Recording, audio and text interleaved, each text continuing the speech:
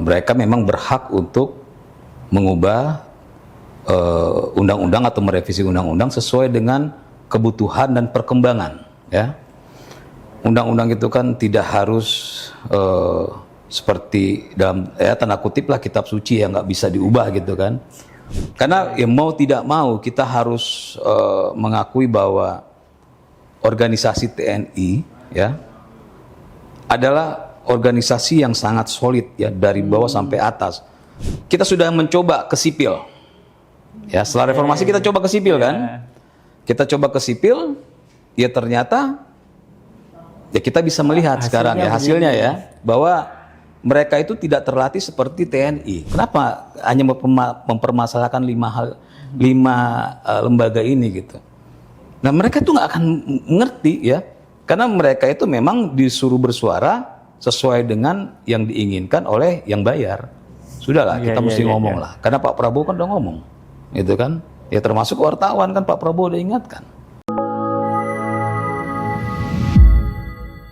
Halo, kembali lagi bersama kami di program Persepsi. Saya Nugroho Habibi bersama Wakil Ketua Umum sekaligus Juru Bicara Partai Garda Republik Indonesia, Bang Teddy Gusnedi. Nah, pada kesempatan kali ini kami akan membahas tentang undang-undang tentang perubahan atas Undang-Undang Nomor 34 Tahun 2024 tentang TNI atau revisi UU TNI. Nah, revisi ini banyak menuai gejolak dari masyarakat karena salah satunya di pasal 47 itu ada penambahan 5 pos yang bisa diisi oleh TNI. 5 pos itu diantaranya Kementerian Kelautan dan Perikanan, BNPB, BNPT, Keamanan Laut, dan Kejaksaan Agung. Nah, kira-kira bagaimana Bang tanggapan Partai Garda Republik Indonesia terhadap revisi UU TNI ini? Ya begini nih, kita harus kembali ke dasarnya bahwa revisi undang-undang apapun ya, mau undang-undang TNI atau undang-undang apapun, itu adalah kewenangan dari legislatif dan eksekutif ya. Dan mereka memang berhak untuk mengubah undang-undang atau merevisi undang-undang sesuai dengan kebutuhan dan perkembangan ya.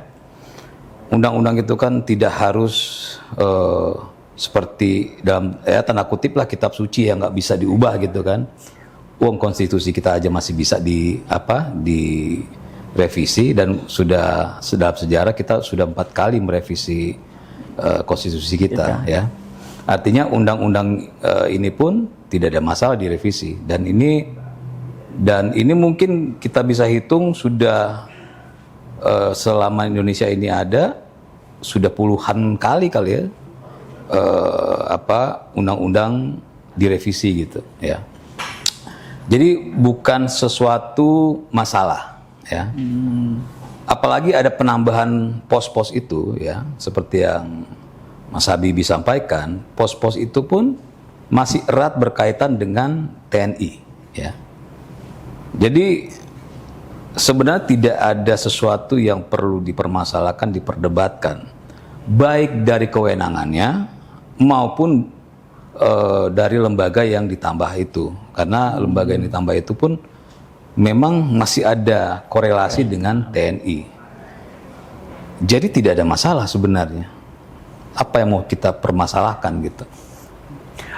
Kalau ini masyarakat ya merespon seperti ini Bang, kalau misalnya TNI ini kan garda untuk keamanan, pengamanan, ketahanan gitu kan. Nah ketika mereka ikut campur dalam katakan narkoba atau narkotika ya, itu akan mempengaruhi, ini urusannya kesehatan sains, apa hubungannya sama keamanan gitu, ketahanan. Ya. Yang bicara itu berarti orang yang tidak pernah melihat langsung ke lapangan ya. Karena sebelum ada revisi undang-undang ini pun itu TNI sudah terlibat ya. TNI, masyarakat, kepolisian itu sudah terlibat dalam hal-hal seperti ini. Kalau kita mau mengikuti logika ya dari yang mempertanyakan itu orang-orang yang tidak pernah turun ke bawah ya dan tidak mengetahui kondisi di lapangan, maka harusnya mereka mempertanyakan ketika TNI turun membangun rumah masyarakat misalnya kan, membangun jalan, apa ada musibah dan segala macam.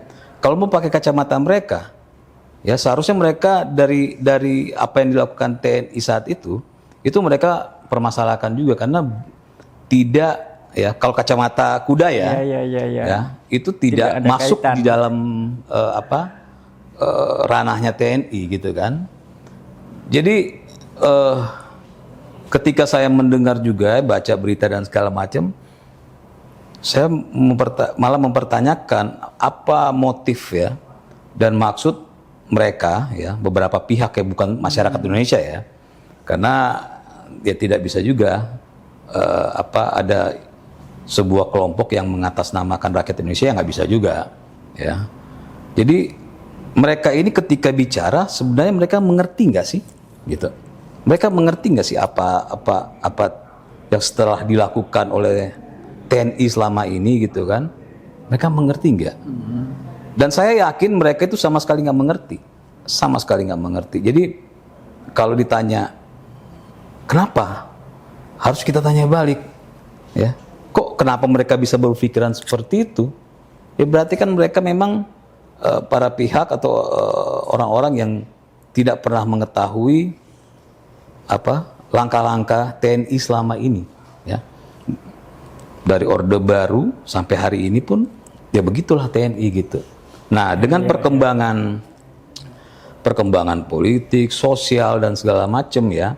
Kan negara ini makin lama kan makin berkembang ya.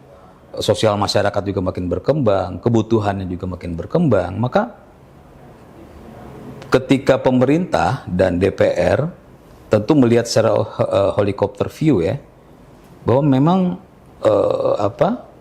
pos-pos itu memang harus diisi oleh TNI gitu misalnya. Tentu yang bisa menilai kan adalah ya pemerintah dan DPR, karena mereka melihat secara luas gitu kan, bukan secara sempit, apalagi oleh pihak-pihak yang tidak mengetahui kondisi di lapangan. Jadi kita perlu pertanyakan balik motif mereka gitu. Ya. Di sini ada dua hal yang menjadi kekhawatiran, Bang. Yang pertama itu memang mengikis supremasi sipil, dan yang kedua bangkitnya dua fungsi TNI. Nah, terkait supremasi sipil ini kira-kira revisi dari UU TNI ini apakah tidak melemahkan peran dari sipil gitu? Karena TNI semakin banyak terlibat di banyak sektor sipil. Ya, supremasi sipil itu apa? Makanya kadang-kadang kita itu, dan saya yakin yang teriak-teriak supremasi sipil itu mereka nggak ngerti ya apa tuh supremasi sipil.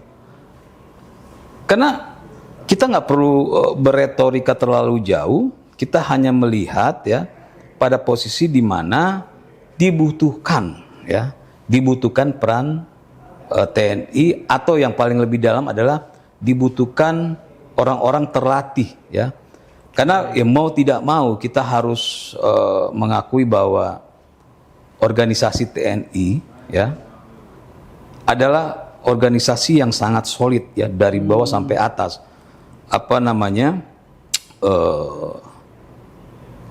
Latihannya, terus konsepnya itu bisa dipergunakan dimanapun ya. Di mana ada hierarki yang jelas dan ketegasan yang tepat. Itu yang memang dibutuhkan oleh Indonesia saat ini ya. Indonesia saat ini kan kita sudah pernah ya, sebelum reformasi kita membicarakan ada di fungsi ABRI dan segala macam. Kita sudah mencoba ke sipil ya. Setelah reformasi kita coba ke sipil kan. Kita coba ke sipil, ya ternyata ya kita bisa melihat sekarang ya hasilnya ya, bahwa mereka itu tidak terlatih seperti TNI ya. Mereka itu tidak punya ketegasan, tidak punya hierarki, tidak punya kepatuhan, dan sistem yang sudah sistem yang sudah baku, yang ketika ditempatkan dimanapun mereka mampu menjalankan sebuah lembaga atau institusi ya. Jadi bukan kita tidak pernah mencoba ya. Setelah Orde Baru kita mencoba dengan sipil kan. Sampai sekarang kan. Ya, kita bisa melihat lah ya. Banyak keruwetan saat ini ya karena memang yang memegang itu untuk posisi-posisi penting ya. Apalagi yang berhubungan dengan yang Mas Habibie bilang tadi, yang berhubungan dengan lembaga-lembaga tadi itu memang perlu ya. Perlu TNI, perlu orang-orang TNI yang memang ya seperti yang saya sampaikan tadi ya, sistemnya jelas, hierarkinya jelas, cara kerjanya jelas, semuanya tersistem rapi gitu kan, sehingga berjalanlah ya lembaga ini yang memang masih berhubungan dengan TNI gitu. Nah, ini kan dikhawatirkan jenjang ASN yang selama ini telah berkarir di 5 pos yang ditambah itu otomatis diambil begitu, Bang. Nah, ini seperti apa? Oke. Sekarang yang mempertanyakan itu pernah nggak mempertanyakan pos lembaga lain? Ya, pos lembaga lain tidak menempatkan ya, presiden menempatkan orang-orang pilihannya yang tidak ada dalam jenjang itu. Ya, ya kan kita mau bicara apa? Contoh BUMN misalnya, ya. Ada nggak jenjangnya yang ditempatkan jadi dirut? Ya, atau apa? Kementerian, seluruh kementerian, ada nggak yang orang yang ditempatkan menteri yang dijadikan menteri itu adalah orang-orang yang selama ini di kementerian itu berjenjang? Ada nggak? Nah, kalau nggak ada, kenapa hanya mempermasalahkan di 5 lembaga ini? Ya, padahal itu adalah jabatan politis yang memang presiden butuh, ya, orang-orang yang dia percaya untuk menangani satu institusi atau suatu lembaga.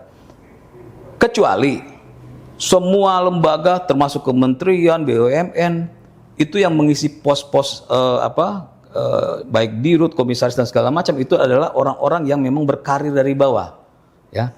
Boleh baru kita mempermasalahkan kenapa 5 lembaga ini kok tidak ada orang yang dari bawah gitu kan. Nah, jadi saya bilang gini, sekali lagi orang-orang yang mempermasalahkan ini adalah ya orang-orang yang sangat minim pengetahuannya, minim pergaulannya, dan memang tujuannya memang bukan untuk mengoreksi secara fair ya sistem di negara ini, tapi memang mereka punya kepentingan pribadi atau golongan atau kelompok yang memang tidak ingin Indonesia ini baik-baik saja, ya. Karena kita bicara logika aja. Kalau mereka mempermasalahkan 5 ini, berarti semua kementerian mereka harus permasalahkan. Juga. Semua BUMN mereka harus permasalahkan. Kenapa tidak menempatkan menteri itu orang yang ada di yang mengikuti jenjang selama ini? Orang sudah di 20 tahun di kementerian, 25 tahun di kementerian, kenapa dia tidak jadi menteri? Harusnya begitu dong. Ya, kalau kita mau fair gitu kan, mau adil gitu. Ya, itulah saya bilang tujuan mereka itu dapat dipastikan bukan untuk negara ini, tapi memang ingin mengganggu lah. Nah, boleh kasih ya wejangan atau apa terhadap mereka ini, Bang, biar nggak ngerongrong negara kita ini. Ya cari kerja yang halal, gitu kan? Mereka cari kerja yang halal, yang tidak mencari kerja dengan membawa pesanan. Ya kan sekarang ini di zaman sekarang ini kan sudah ada kan satu dalam tanda kutip ya, satu jenis pekerjaan baru, yaitu orang-orang yang bekerja berdasarkan pesanan gitu ya, dan duitnya memang gede juga. Makanya Pak Prabowo selalu mengingatkan gitu kan, termasuk wartawan. Presiden kita sudah mengingatkan loh, termasuk para aktivis ya, bahwa ini asing sudah bermain gitu di sini. Dan saya secara pribadi pun tahu gitu, pernah ada di lingkup itu gitu, dan uangnya besar. Berarti sebenarnya yang main orang-orang itu, Bang? Iya, jadi orang-orang yang seperti yang saya bilang tadi, mereka nggak tahu isinya, mereka nggak tahu ceritanya, mereka bukan orang lapangan. Yang penting Yang penting hantam aja, yang penting ngomong gitu kan. Tapi ketika dibalikin kayak tadi kita balikin. Kalau ada di hadapan saya tanya, kamu mempermasalahkan nggak kementerian yang selama ini tidak pernah diisi oleh orang yang berkarir di sebuah kementerian? Anda tidak permasalahkan, nah, kenapa direktur utamanya di BUMN itu bukan orang-orang yang ada di BUMN itu sendiri gitu yang kan, berkarir yang berkarir gitu. Kenapa hanya mempermasalahkan 5 lembaga ini gitu? Nah, mereka tuh nggak akan ngerti ya, karena mereka itu memang disuruh bersuara sesuai dengan yang diinginkan oleh yang bayar. Sudahlah, kita mesti ngomong lah, karena Pak Prabowo kan udah ngomong, gitu kan? Ya termasuk wartawan kan Pak Prabowo udah ingatkan sebagai corong demokrasi di negara ini ya harus juga jangan mementingkan ini oknum ya saya bicara mementingkan kepentingan asing atau kepentingan perut sendiri lah, pihak-pihak yang memang ingin merusak berjalannya negara ini dengan baik gitu. Oke Bang, nah ini kira-kira nanti berdampak nggak hubungan antara TNI dengan ASN ini? Karena kan beberapa pos itu diambil TNI. Kira-kira berpengaruh nggak terhadap hubungan TNI dan sipil khususnya ASN? Itu kan hanya halusinasi orang-orang itu kan. Nggak akan ada. Toh jangan kita anggap revisi undang-undang ini belum ada ya. Ya, pos-pos yang sebelumnya kan sudah diisi tuh oleh TNI nih. Sebelum ada revisi undang-undang ini ya. Bermasalah nggak? Enggak. Malah jalan bagus? Iya, gitu. Karena yang saya bilang tadi, ya, di TNI itu etos kerjanya jelas, ya, sistemnya jelas, hierarkinya jelas, kepatuhannya jelas, gitu. Jadi, apakah ada gesekan nggak selama ini? Nggak ada. Masa cuma gara-gara 5 lembaga itu terus terjadi gesekan? Nggak ada itu, dan itu belum terjadi pun kan? Itu pun belum terjadi. Jadi kekhawatiran ini kan sebenarnya kalau saya bilang memang mereka ingin menyebarkan ketakutan, ingin agar supaya masyarakat terprovokasi, supaya masyarakat secara gratis ya dimanfaatkan untuk turun atas nama demokrasi dan segala macam. Padahal orang-orang yang memprovokasi ini ya, itu saya selalu bilang orang-orang yang memprovokasi itu adalah orang-orang yang tidak resah di negara ini, orang-orang yang punya uang, orang-orang yang menikmati hidup di negara ini, tapi mereka ingin punya agenda politik. Ya, agenda politik itu selain asing ya, mereka pergunakan isu-isu ini, mereka pergunakan provokasi ini agar supaya ya mereka yang tampil yang menjadi pahlawannya lah, menjadi hero-nya. Padahal tanpa ada undang-undang, revisi undang-undang, ini semua sudah berjalan biasa kan, nggak ada masalah gitu. Ya, kenapa tiba-tiba baru ada rencana yang belum terjadi sudah jadi sebuah masalah besar gitu? Ya inilah yang di kita, yang makanya saya mengingatkan masyarakat jangan sampai terprovokasi. Ingat, yang memprovokasi itu hidupnya baik-baik saja. Mereka hidup mewah. Kenapa saya bilang begitu? Karena saya orang yang ada lingkup nasional, ya. Saya tahu pemain-pemainnya. Mereka sering keluar negeri, hidupnya mewah, makannya mewah. Tapi ketika turun, seolah-olah mereka memperjuangkan perut rakyat. Nggak ada itu, ya. Saya tahu lah orang-orang itu. Ya. Yang dirugikan dari aksi orang-orang ini siapa, Bang, sebenarnya? Ya masyarakat kan, masyarakat yang akhirnya saling berbenturan, ya. Masyarakat saling berbenturan karena provokasi yang satu, ya, pihak masyarakat yang di sini ingin agar Indonesia baik-baik saja, berjalan dengan baik. Pemerintahan yang ada sekarang ini lagi giat-giatnya melakukan berbagai perubahan, ya, tentu perubahan yang lebih baik kan. Satu pihak ada orang yang terprovokasi dan emosi, ya. Padahal sudah saya bilang gitu kan, yang terprovokasi ya dimanfaatkan secara gratis, ya. Setelah dia ribut dengan sesama masyarakat, pulang ke rumah tetap aja bayar kontrakan sendiri, ya kan? Beli token listrik sendiri, ya. Ngutang di warung juga nggak ada yang bayarin, gitu kan? Terus mereka ribut gitu, ngapain? Saya bilang. Buat apa? Buat apa gitu? Karena tidak ada sesuatu yang menguntungkan. Misalnya nih, kenapa waktu reformasi saya dan kawan-kawan turun, ya? Karena keresahannya memang benar-benar ada di kita, ya. Misalnya saya nggak mau mengatasnamakan orang lain. Saya ketika bicara, ya, ketika saya sekolah saya mengkritisi sesuatu, itu guru-guru marah gitu. Nggak boleh ngomong begitu, bahaya begini. Jadi, loh, kenapa? Saya bicara di pos ronda, orang jangan ngomong gitu, bahaya dan segala macam. Saya ngomong sama aparat marah-marah sama saya. Gitu kan. Nah, itu kan jelas, ya. Artinya saya secara pribadi merasa kok saya dirugikan. Jelas gitu, saya dirugikan.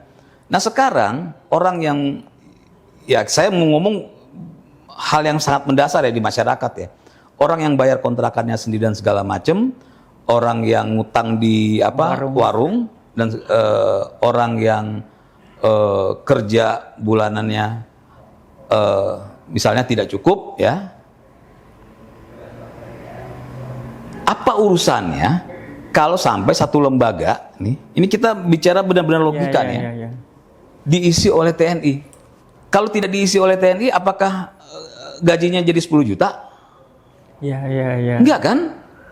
Apakah ketika TNI memegang sebuah lembaga yang berhubungan dengan TNI, ya, soal keamanan misalnya gitu kan itu kan lebih baik kan orang yang berpengalaman menangani sebuah lembaga yang dia sangat mengetahui.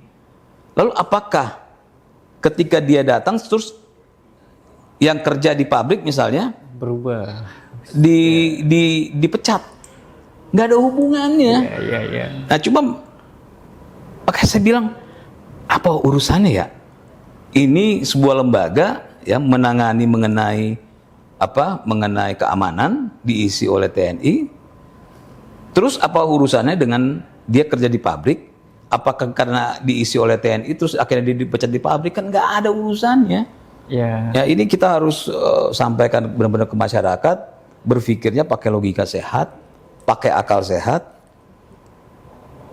Karena 5 lembaga itu diisi, itu tidak akan mempengaruhi apa-apa terhadap kalian. Kalian tetap yang ngutang masih tetap ngutang gitu kan. Nggak berubah. Yang bisa merubah ya kamu sendiri gitu kan. Gitu. Nah, ini Bang yang jadi salah satu persoalan ini kan TNI yang masih aktif dan menjabat. Nah, sehingga itu dituntut untuk mundur kalau mengisi jabatan itu. Misalnya yang saat ini lagi rame itu kan sebenarnya Mayor Teddy. Maaf, sekarang Letkol Teddy. Nah, melihat polemik itu seperti apa? Jadi mereka menuntut agar mundur dulu dari TNI baru menjabat. Yang menuntut itu siapa? Bertanya, yang menuntut itu siapa? Itu Pak SBY juga, Pak Susilo Bambang Yudhoyono itu juga pernah menyebutkan dulu saat memajukan AHY. Itu kan mundur dari jabatan TNI. Karena memang pada saat itu ya seperti itu kebutuhannya. Sekarang kita melihat di 2025 ini kebutuhannya sudah berbeda lagi, ya. Seperti yang saya sampaikan tadi, bahwa ternyata pos-pos itu diisi oleh sipil selama ini dalam tanda kutip tidak berjalan dengan baik, ya. Setelah dilihat, oh ternyata memang ini harus diisi oleh TNI. Kebutuhan negara ini loh, ya. Maka boleh nggak? Boleh. Gimana cara dibolehin? Ya revisi, gitu. Kita revisi sesuai dengan kebutuhan negara ini, gitu kan. Boleh nggak direvisi? Sangat boleh, gitu. Selama revisi itu tidak bertentangan dengan Undang-Undang Dasar 45, tidak bertentangan dengan Pancasila. Ya. Ketika sudah direvisi, sudah disahkan, diketok, dijalankan, jika ada masyarakat yang merasa ini tidak sesuai dan ini melanggar konstitusi, ya ke MK. Iya dong. Ini kan memang jalur hukum kita gitu Ya, ya. ya. Jadi manusia berdaulat di negara ini harus seperti itu gitu. Apakah boleh orang mengatur-ngatur DPR? Oh, nggak bisa. Kewenangan DPR itu dan pemerintah dalam membuat undang-undang itu sudah diberikan oleh konstitusi gitu. Jadi mereka yang punya kewenangan mengubahnya gitu. Boleh nggak LSM mengubahnya? Nggak bisa.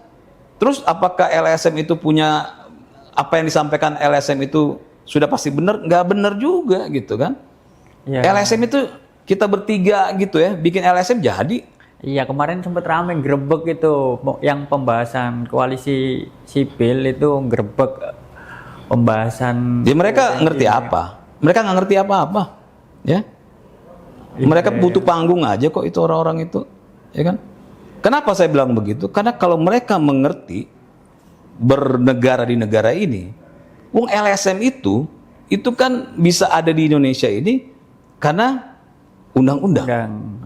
Undang-undang itu karena konstitusi kita. Ya, mereka harus menghormati konstitusi kita bahwa yang punya kewenangan itu untuk membentuk dan merevisi undang-undang adalah DPR dan pemerintah. Ya, apakah ada di undang-undang kita dan di konstitusi kita LSM yang punya kewenangan? Nggak ada. Ya, saya mau bikin LSM nih, ya. LSM cuma butuh 3 kok aturannya. 3 orang, bos. Terus saya bikin LSM peduli atau LSM rakyat bergerak misalnya gitu kan. Terus seolah-olah karena gue udah bikin LSM, terus gue yang paling tahu gitu. Nah, kalau mau begitu, kalau memang suara LSM itu yang paling benar, ya, daripada hukum di negara ini, dia semua maling-maling akan bikin LSM. Mudah kok bikin LSM, 3 orang. Ketika dia sudah bikin LSM, mau serah lu mau pakai label apa? Mau label agama, mau label negara, mau label sosial dan segala macam. Bukan berarti ketika lu bikin LSM cukup 3 orang itu dulu pakai label negara, lalu seolah-olah lu paling tahu soal negara ini. Nggak bisa gitu kan? Makanya ketika mereka grebek itu bagi saya itu orang-orang yang nyari panggung aja. Ya, karena kalau mereka bicara, mereka nggak dapat panggung. Cara dapat panggung di zaman sekarang ini adalah bikin yang aneh-aneh. Itu bikin aneh-aneh itu. Itu kalau sampai aparat bertindak tegas itu boleh sama mereka. Kenapa? Bukan kewenangan mereka itu. Tapi DPR-nya ini kan bahasnya secara tertutup, Bang, di hotel lagi di tengah efisiensi. Apaan? Sudah disampaikan kok ke publik bahwa ini akan dibahas di hotel kok. Jelas ada, ya. Kalau lu mau, ya ajuin dong. Lu sebagai masyarakat, LSM, gitu, perwakilan, ajuin secara resmi gitu kan. Boleh nggak? Boleh. Dan undang-undang itu membahas undang-undang di hotel, bukan hanya undang-undang ini kan? Iya. Beberapa undang-undang juga pernah dilakukan kan. Jadi sudah wajar begitu ya. Sesuatu yang sangat biasa yang tidak perlu diperdebatkan, dipermasalahkan hanya gara-gara ada LSM yang pengen dapat panggung. Ada nggak? Siapapun kalau lu tanya, ya, kalau kita tanya, itu yang grebek itu kan tujuannya bukan ingin menyuarakan, tapi ingin dapat panggung. Dan disorot, dipanggil juga. TV dan segala macam kan? Iya. Ya, memang itu tujuannya. Itu untuk terkenal di negara ini ya harus bikin yang aneh-aneh kayak mereka. Begini, kalau mau terkenal, lu cuma 2. Lu punya konsep yang bagus, ya. Alhamdulillah nih kalau kita di Partai Garda Republik Indonesia, ini kita lebih banyak ke konsepnya. Konsep yang kita sampaikan, sesuatu yang mendidik, ya. Nah, mereka mampu nggak? Ternyata mereka mungkin nggak mampu. Cara yang kedua adalah bikin kontroversi. Aneh. Ya sama kayak artis-artis kan, ada artis yang memang berprestasi, dia terkenal. Ada yang karena dia memang tidak punya prestasi, sensasi yang diambil kan. Nah, yang diambil itu LSM itu adalah sensasi, ya. Karena kalau mereka mengikuti aturan di negara ini, tidak punya hak apapun mereka untuk mendikte DPR dan pemerintah, karena kewenangan itu sudah diberikan Sesuai. oleh konstitusi untuk mereka. Kenapa? Karena mereka adalah wakil rakyat, ya, yang sudah dipilih di pemilu secara resmi. Ada nggak pemilu untuk LSM? Nggak ada, gitu kan? Iya, iya, iya, iya. Masa saya pakai gini LSM apa namanya agama gitu misalnya, atau LSM apapun yang bagus gitu. Terus langsung saya pemilik kebenaran atas agama, kan enggak? Iya, iya. Ya, sama kayak LSM itu gitu kan. Bebas untuk membuat LSM di negara ini berdasarkan undang-undang, tapi bukan berarti dengan 3 orang bikin LSM itu mereka langsung jadi pemilik kebenaran di negara ini. Enggak. Itu cari sensasi aja itu. Ya, kembali lagi ke Letkol Teddy nih, Bang. Itu kan sempat banyak dipermasalahkan. Sampai-sampai keluar perpres. Dulu kan setara dengan menteri, sekarang diturunkan. Nah, ini kira-kira bagaimana pandangan terkait polemik ini? Nggak ada masalah. Kan presiden yang membantu dirinya, ya kan? Presiden itu ketika dia diberikan amanah, maka dia harus bagaimana supaya ibarat mesin, roda-roda ini berputar kan dengan baik. Dia butuh orang-orang yang memiliki kapasitas yang dianggap mumpuni, ya. Dan ketika itu pun diubah, ya tidak ada masalah. Ada nggak pelanggaran terhadap aturan itu? Saya nggak pernah melihat, ya, ada orang yang ngotot-ngotot tapi mempermasalahkan sesuatu berdasarkan logika dan ilmu. Nggak ada. Ya. Tidak ada sama sekali. Yang ada hanya ngotot dan merasa yang paling benar. Jadi kalau bilang masyarakat misalnya yang mempermasalahkan, nggak ada masyarakat mempermasalahkan. Segelintir orang, iya. Tapi segelintir orang itu adalah orang-orang yang memang tidak mengetahui konsep seorang presiden, karena memang mereka bukan presiden dan mereka bukan ada di lingkup presiden itu, gitu kan. Jadi yang mereka sampaikan itu adalah hanya pemikiran-pemikiran negatif mereka yang tentu supaya bisa diterima mengatasnamakan rakyat, seolah-olah itu pemikiran rakyat. Nggak ada rakyat. Kita turun nih, ini makanya tuh mereka itu suruh nongkrong ya. Suruh nongkrong bawah gitu kan, tanya itu. Coba tanya tuh di masyarakat di bawah, ngerti nggak? Mereka juga nggak ngerti. Ada masalah beginian, nggak ada yang ngerti. Ya, kita nongkrong di mana? Mau di pasar, mau di warteg, mau di mana lagi? Ya, tempat-tempat makan, tempat ngopi. Coba tanya, ngerti nggak? Nggak ada. Mereka yang penting bagaimana negara ini aman, negara ini berjalan dengan baik, tidak ada huru hara. Ya, jadi itulah kondisi masyarakat kita. Ya. Jadi ketika orang mempermasalahkan sesuatu itu, ya seperti yang saya bilang tadi, orang-orang yang tidak mengerti, yang berpandangan negatif, dan memang mereka tidak ada di lingkungan itu, sehingga mereka nggak tahu apa kebutuhan dari presiden. Iya, ini Kasat juga ini sampai bilang yang mempermasalahkan posisi Letkol Teddy ini pandangannya atau pendapatnya itu kampungan, Bang. Ya memang benar. Ya, memang benar. Kampungan itu bukan orang kampung ya. Ya. Istilah kampungan itu kan adalah orang norak, orang yang tidak mengerti apa-apa, orang yang nggak paham, tapi ngomong gitu kan, ngotot gitu. Ya itu kampungan gitu. Dan memang faktanya begitu gitu kan. Yang seperti yang saya jelaskan beberapa hal tadi, secara aturan mereka tidak mengerti, secara hierarki dari kewenangan itu mereka tidak mengerti. Lalu untuk apa kita berdebat dengan orang-orang kampungan itu gitu? Orang-orang yang tidak mengerti apa-apa, hanya bunyi-bunyian saja kan akhirnya. Nah, ini khusus kasus yang Letkol Teddy ini kan desakan itu sebenarnya mundur gitu, Bang. Karena sampai-sampai presiden mengeluarkan peraturan, ini kan seolah-olah karena Letkol Teddy ini dekat, akhirnya banyak upaya untuk bisa mempertahankannya begitu. Dan memang kenapa? Emang nggak boleh?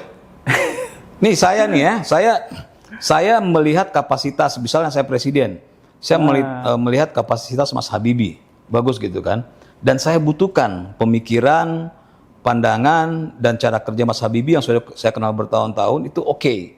Dan saya tahu tempatnya di sini gitu, di sini. Saya akan berupaya ya, bagaimana Mas Habibie tetap bantu saya. Apa caranya? Ya saya ubah aja. Ya, saya ubah aja aturan mainnya. Oke. Bertentangan nggak aturan main itu dengan konstitusi kita? Enggak. Ya sudah gitu. Jadi jangan juga, nah ini penting nih, jangan juga ya ini buat para juru bicara Pak Presiden, jangan ngeles sana sini lah.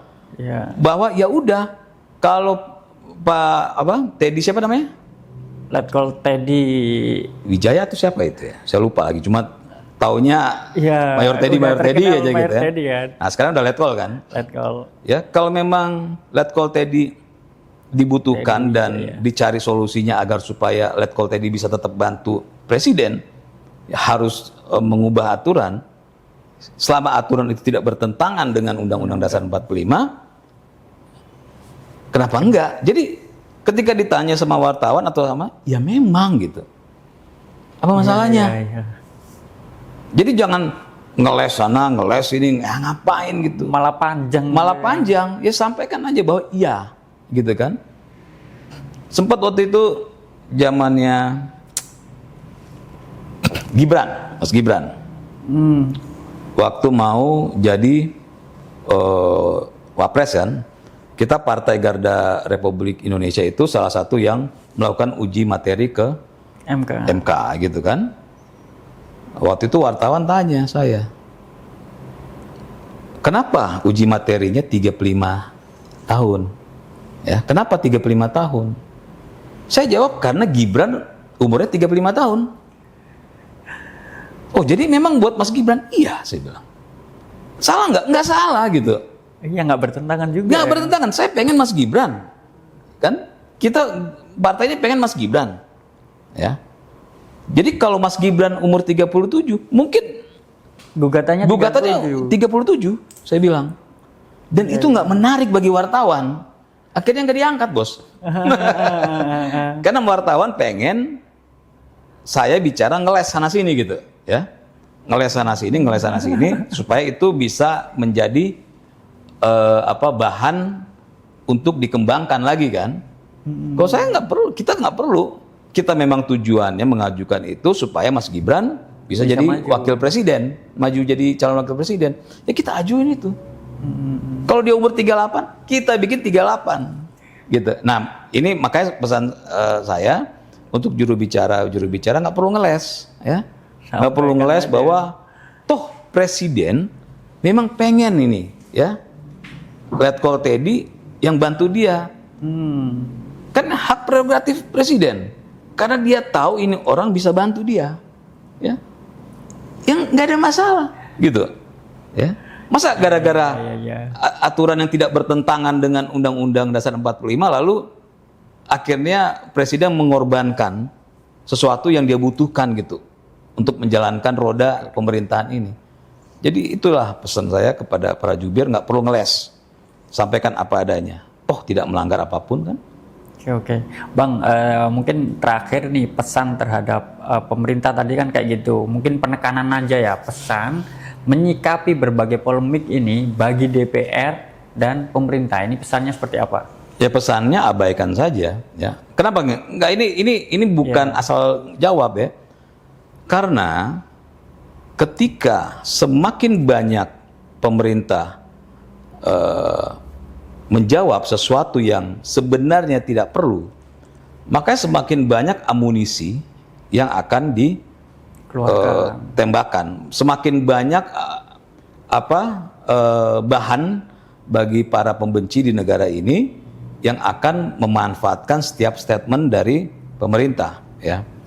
Kalau tidak ada sesuatu yang penting yang harus ditanggapi, nggak perlu ditanggapi, ya. Dan saya menganggap soal polemik revisi ini itu sesuatu yang nggak penting, ya, untuk dijawab, ya. Kalau saya jadi juru bicara, saya akan bilang saya akan bilang, apakah revisi ini bertentangan apakah revisi undang-undang itu diharamkan di negara ini? Kan saya coba tanya gitu, kita tanya balik. Kalau mereka bilang tidak, ya sudah selesai. Ya. Atau ya, simple. ketika ditanya wartawan, kalau saya sebagai juru bicara pemerintah, saya akan bilang, oh ada penambahan 5 gitu kan, 5 lembaga misalnya. Apakah penambahan 5 lembaga ini bertentangan dengan konstitusi kita? Enggak. Itu semua ngapain? Oh tapi kan harus didengar nih, ada dari LSM misalnya. Ya, misal aspirasi. Ya. Saya bilang, apakah konstitusi kita memberikan kewenangan kepada LSM untuk menentukan pasal-pasal di dalam undang-undang? Nggak ada. Di undang-undang kita enggak, di konstitusi kita enggak. Ya. Tapi boleh nggak mendapatkan informasi, mendapatkan gambar mendapatkan ide atau apapun dari masyarakat? Tidak perlu LSM juga. Ya boleh. Tapi pandangan, ide, usul dari masyarakat itu dipertimbangkan, bukan sesuatu yang wajib dijalankan, ya. Makanya kan ya kalau baca di aturan dapat itu bukan wajib, ya. Jadi semua masukan itu ada 10 masukan. Kalau DPR melihat nggak oke nih 10 masukan, ya boleh dong, karena memang itu hak prerogatif mereka untuk membuat atau merevisi undang-undang. Ya, nggak ada yang namanya kewenangan masyarakat, kewenangan LSM, kewenangan apapun lah, ya. Bahwa secara konstitusi itu kewenangan pemerintah dan DPR, ya, legislatif dan eksekutif. Clear sampai situ. Jadi juru bicaranya hanya mengatakan begitu. Kalau ada wartawan tanya, kok tidak melibatkan, misalnya, tidak melibatkan bagaimana? Kan kalian memilih anggota dewan, ya, untuk sebagai mewakili. Ya sudah, gitu kan. Itulah konstitusi kita. Makanya jangan terlalu banyak bicara lah, jangan terlalu banyak ngomong, karena terlalu banyak bicara, terlalu banyak ngomong itu akan memberikan amunisi bagi para pembenci untuk mengolah lagi kata-kata itu. Belum lagi kalau kesleo ngomongnya, gitu kan. Ya, malah makin dikejar gitu kan. Kan jangan sampai pemikiran para juru bicara ini yang penting bela, nggak perlu gitu, ya. Ngapain harus membela sesuatu yang tidak bertentangan, ya. Itu sih pesan saya gitu. Ya, oke, mungkin itu pembahasan kita tentang revisi Undang-Undang TNI. Terus ikuti channel kami di Partai Garda Republik Indonesia. Salam.